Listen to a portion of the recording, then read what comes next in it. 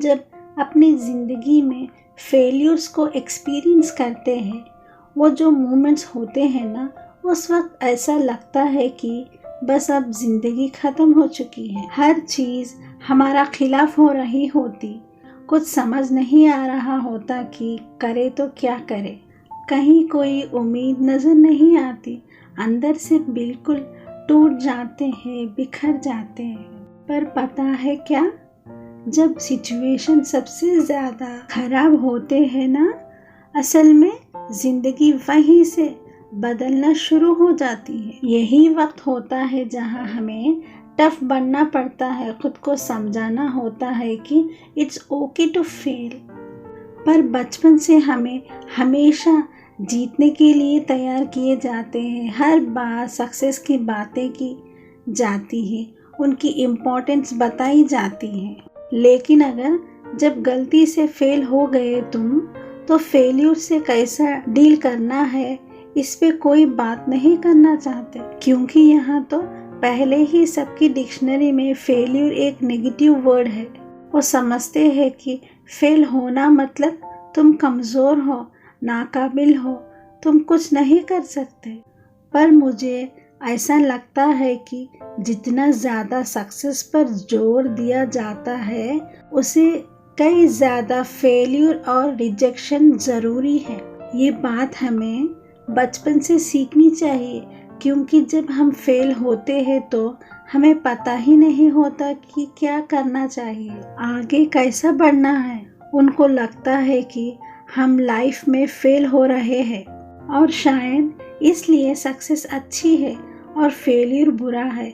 इस बात को लेकर वो चार लोग क्या कहेंगे, फ्यूचर क्या होगा तुम्हारा, इस डर से हम में वो हिम्मत नहीं होती कभी फिर से उठ खड़े होने का। बस फर्स्ट आना है, सेलेक्ट होना है, बड़ा आदमी बनना है, ये सब अच्छा है, मगर हालातों से कैसा लड़ना है, चीज़ों को बिना डरे कैसा फेस करना है, ये सब भी तो जीतने का ही हिस्सा है ना। पर हमें कभी ये सिखाया नहीं गया कि रिजल्ट पर नहीं, प्रोसेस पर ध्यान देना चाहिए। बताना चाहिए कि हारना भी ज़रूरी है।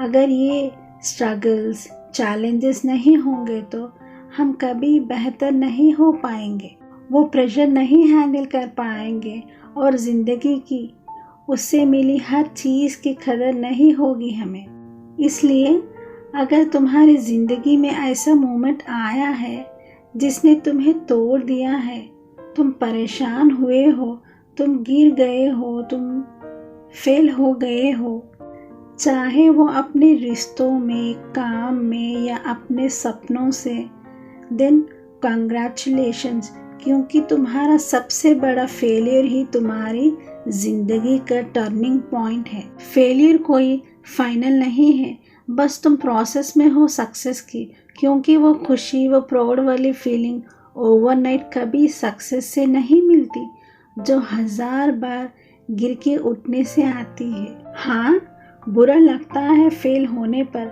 लेकिन ज़रूरत भी है। सोचो, हम नई तरकीबें कब आजमाते हैं? जब पुराने तरीक़े काम नहीं आते तब। हम रिश्तों पर ध्यान कब देते हैं? जब रिश्ते टूटने की कगार पर आते हैं तब। हम डाइट कब चेंज करते हैं? जब बीमारी गले पड़ जाती है तब। हम ऊपर वाले से मिन्नतें कब करते हैं? जब मुश्किल वक्त आता है तब। हमें अपनी स्ट्रेंथ और कमियों का पता कब चलता है? जब हम फेल या रिजेक्ट हो जाते हैं। ऐसा हज़ारों बातें हैं जिन पर हमारा ध्यान ही नहीं रहता, है ना?